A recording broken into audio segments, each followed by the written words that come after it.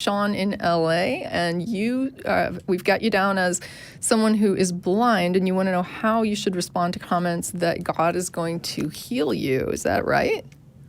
Yes, that's correct. And I want to say, while that wasn't a failure of religion, that's definitely a failure. So I feel for that girl. Yep. So yeah, just really quick, I was diagnosed when I was 13 with an eye condition, and I was told I was going to go blind eventually completely. I hit legal blindness 14 years ago, and it's just been getting worse ever since. And because I feel that the blind kind of have this, they're almost like a symbol in the biblical text, healing the blind man. So people feel that they can just approach me and say, hey, I want to pray for you. Is it okay if I pray for you? Jesus is going to heal you. And just kind of assaulting me with their religion. And I know it's coming from a good place, and I've got no problem being confrontational, but I also don't want to be rude. Okay. And I'm not really sure how to respond to that. Oh, actually, while I was on hold, it occurred to me that I've never actually taken the time it never occurred to me to just say, Jesus, come into my heart and try to heal me. So I did, and nothing. Just wow. Putting that out there. Okay. So, I mean, what is your internal state when someone comes to you and says a thing like that? Like, you're asking, how do I respond to it? But a lot of that has to do with, how does that make you feel? I feel like they're talking past me, and but I know it's coming from a good place, but that doesn't mean that it's right. Sure. I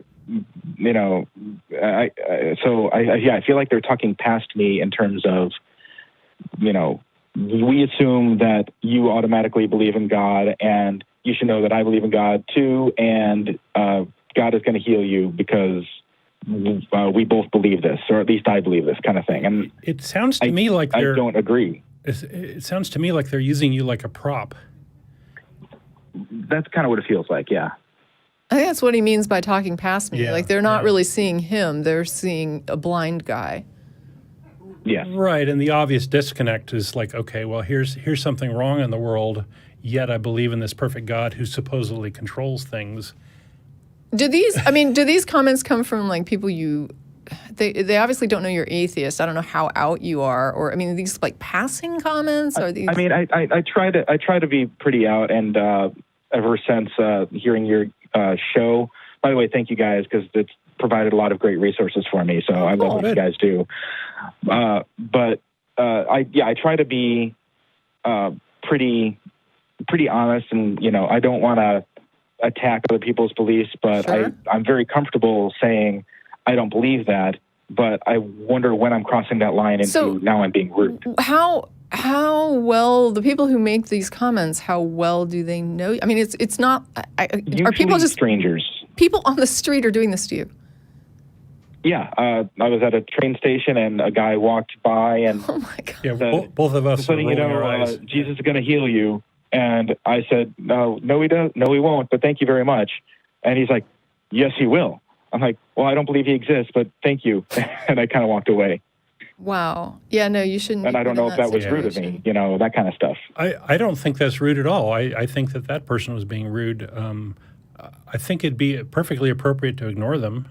Yeah, you could ignore it if you want to, and that would just avoid it altogether if that's just preferable to you. And I think there's probably going to be times when you'll want to do different things, right? Like sometimes you're going to just be like, I don't have time for this crap, and walk on.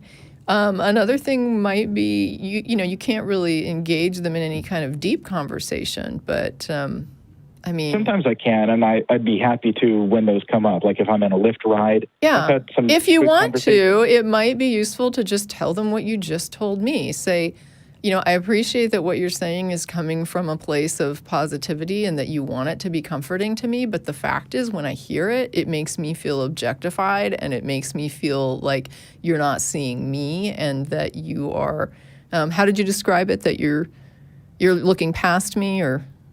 Yeah, they're talking past me. They're not Yeah. talking to me. Yeah, and you could just let them talking know back. and maybe use it as a teaching moment instead of confronting them about their religion to say, here's how I feel as a blind person when a stranger approaches me and tells me something like this. This is what you make me feel like. It doesn't have the effect that you want. The effect it actually has on me is a negative one, and this is why, if you're interested in knowing and maybe tailoring your behavior to be less less offensive to people in the future. Okay. I mean, Yeah, what do you think? No, I agree. Like I said, I don't want to cross that line into being rude. I can't do anything about their etiquette, but I can do something about mine. And, I don't want to come across as that belligerent atheist, but I also want to be honest. Yeah, but I think it's fair to just be like, hey, when you say that, you make me feel less human. Like you're not really seeing me, and I know that you're not trying to do that. Probably too subtle for a lot of folks. But maybe you could think about what you're saying to people and understand that it doesn't have necessarily the impact that you want it to have. It makes me feel somehow minimized as a person with blindness. And if they want to talk about it, they could talk about it. And again, like I understand there's going to be times when a conversation isn't a thing to have. But if I was going to engage a person, I think I would probably just be direct and say, do you realize that what you're saying, even though you mean it to be positive, actually has this impact on me? That's fair. Okay. Make them aware. It's not your job to teach people, but if you don't want to be, you say you're not afraid of confrontation, but obviously you don't want to go around, like just getting pissed at everybody. And that's not, a good thing for you to walk around constantly, having that experience like with strangers. Being attacked and defending. Yeah. So maybe just give them an opportunity to be more aware, and they can either be assholes about it or they can be, human beings and say, oh, it's good for me to learn that thing. But it's up to them at that point. You haven't been rude to them. You've just told them this is the experience I have when you say these things. And then they can make what they want of that. They can either care or not care. And if they don't care, then it basically shows that whatever they said originally didn't come from a place of honest concern to begin with. Right? It just came from them feeling better that they could promote their religion somewhere. The person who really thought they wanted to be helpful and really cares about you would hear it and take that as a learning moment. Yeah, it's just strange because it comes out of nowhere. If it's a stranger that just walks up to you, it's like I can't imagine. Pardon the pun, but you're blindsided. The only thing that I can think it. of that comes like close to that is when I have friends who, for example, would get pregnant, right? And they'd be pregnant, and sometimes people will come up and say things to women who are pregnant that they don't know.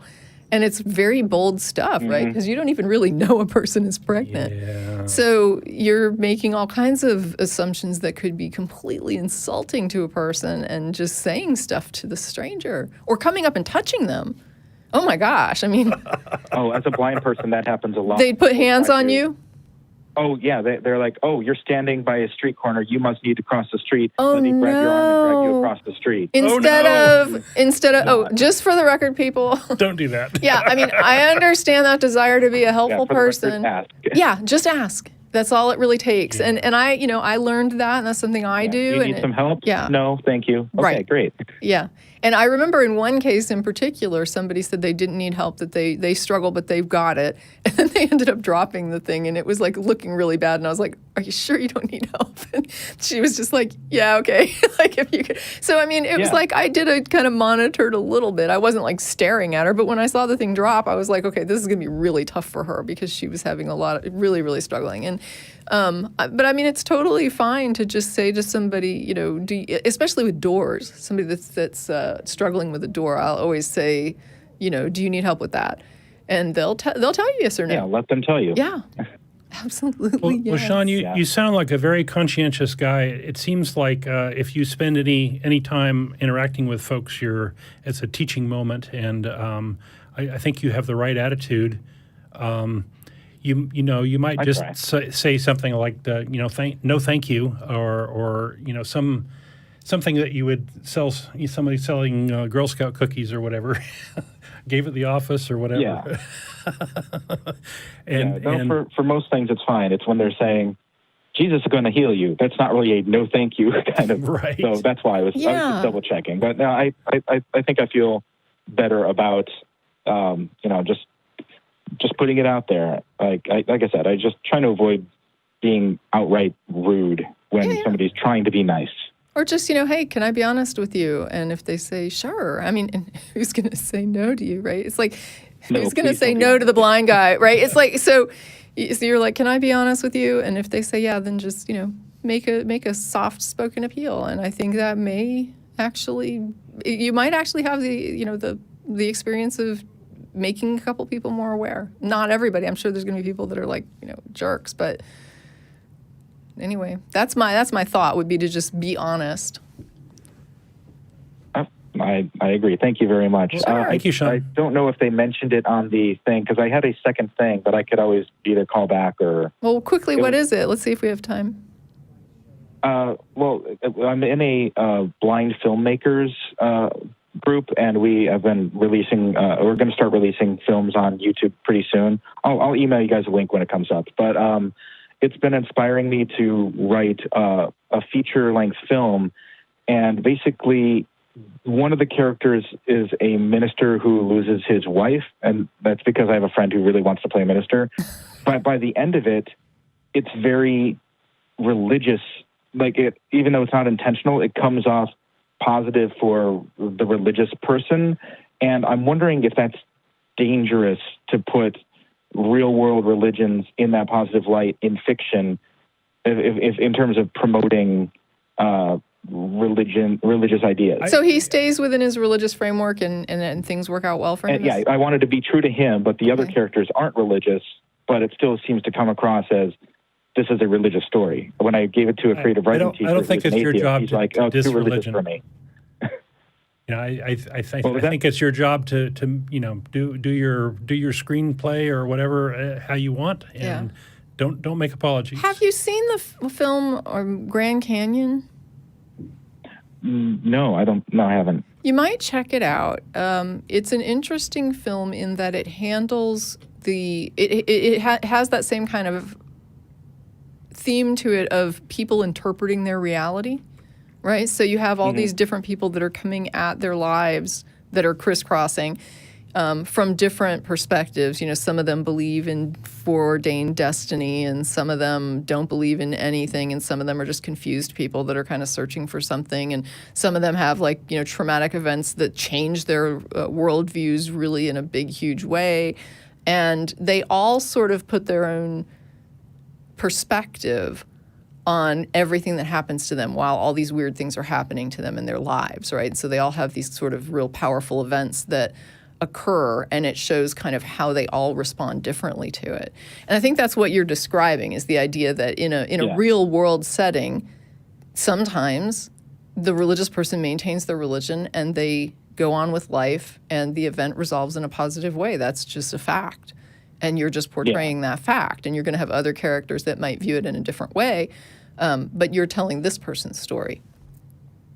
Well, he's one of the main characters. Just it seems to come across that he's that his religion was true the entire time, and that once faith comes in, things are all better. And I'm like, I don't want that to be the message, but that's how this character would react. Well, I think that there are people for whom that is their reality, and I think that just simply saying that this is. I agree with Don. It's not necessarily your job to create messages as much as tell a story. It kind of depends. I mean, if you were making a moral, like a morality play or something, or trying to make some point via these characters, but if you're simply saying, I want to tell the story of this character and this is how this character would respond, I think that's just simply a character. Yeah, my perspective, it's a story, and it's about a character who believes in this other fictional story. Right. Okay. So, I don't know. All right. Is that helpful? But a lot of people believe that. So. Okay. Yeah, I think so. I was just wondering if you thought it was dangerous. And if it is, then we're up to our next in danger, because we are full of stories about positive. There's I touched by an angel, and so we're all right, Sean. Well, good luck to you, man. All right. All right.